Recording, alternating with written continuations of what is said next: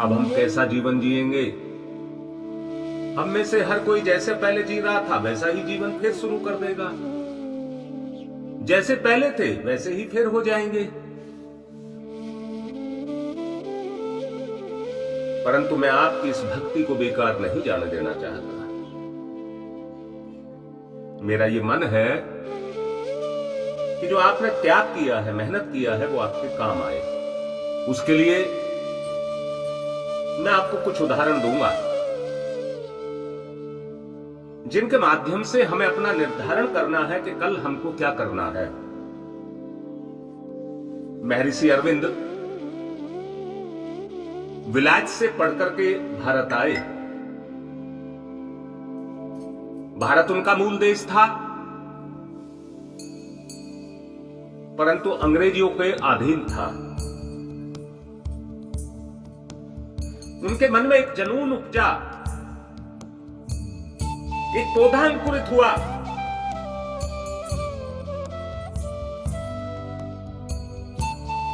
उन्होंने कहा देश मेरा है और मेरे ऊपर कोई दूसरा राज करे, मेरे पर राज ना हो। मेरी योग्यता जो मैंने विदेश में जाकर के ली है वो किस काम की है? ये बात उनको अंदर से कचोटने लगी। भारत में आकर के उन्होंने संगठन बनाए, जंगली जाति का संगठन बनाया, विद्यार्थियों का संगठन बनाया, राजाओं को संगठित किया।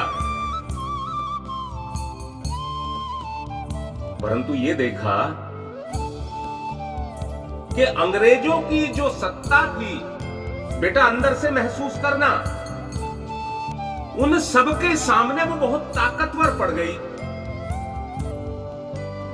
सारे संगठित राजा फेल, विद्यार्थियों के आंदोलन फेल, जंगली जाति के आंदोलन फेल,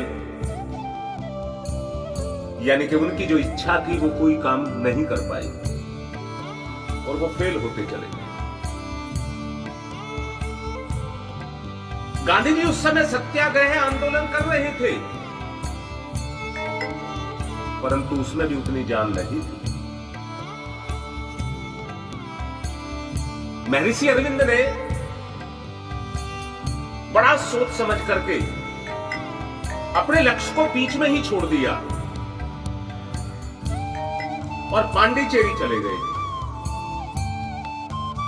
पांडिचेरी क्यों चले गए? क्योंकि वहां अंग्रेजों का राज नहीं था, इसलिए वहां चले गए।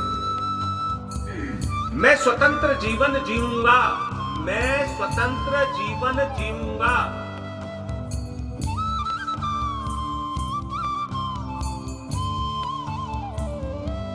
मेरे ऊपर किसी का राज नहीं होगा और वहां पर जाकर के मैं अपनी शक्ति का संवर्धन करूंगा। वहां गए, उन्होंने यही किया,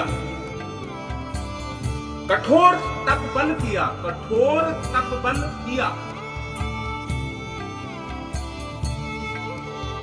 एक जीवन को कह रहा हूं, विलासिता का जीवन।